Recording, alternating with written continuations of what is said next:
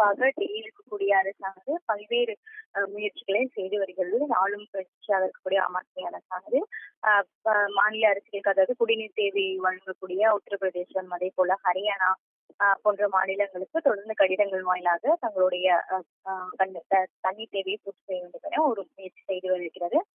அதே வேளையில் கடுமையான கடந்த 1.5 மாதங்களாக கடுமையான வெயில், அதை தொடர்ந்து கடுமையான தண்ணீர் பஞ்சம் நிலவுவதை இங்க இருக்கக்கூடிய அரசியல் கட்சிகளும் தங்களுடைய அரசியல் இதுக்காக பயன்படுத்தி வருவதா தான் தொடர்ந்து பார்க்க முடியுது. குறிப்பாக இங்க பாஜக பிரதான எதிர்கட்சி இருக்கக்கூடிய பாஜகவானது தொடர்ந்து தண்ணீர் தட்டுப்பாடு குறித்தான பிரச்சனையை தங்களுடைய தெரிவித்து வரக்கூடிய சூழல் ஏற்படுகிறது. நேற்று நம்ம பார்க்கக்கூடிய சூழலை கூட பாத்தீங்கன்னா தண்ணீர் தட்டுப்பாடை இங்க இருக்கக்கூடிய ஆம் ஆத்மி அரசு சரியாக கையாளவில்லை அப்படின்ட்டு தொடர்ந்து அவங்க ஆணை உடைப்பு போராட்டம் என்ற பல்வேறு போராட்டங்களை முன்னெடுத்து தொடர்ந்து செய்து வராங்க.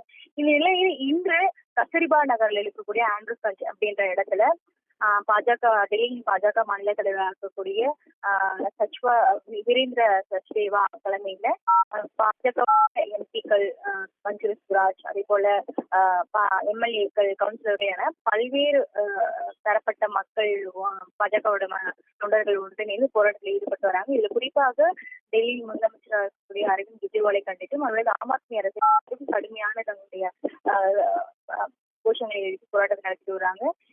இன்னும் பல்வேறு கட்டங்கள்ல ஏற்கனவே அவங்க மாநிலம் முழுவதும் பல்வேறு இடங்கள்ல போராட்டம் தொடர்ந்து நடத்திட்டு வராங்க.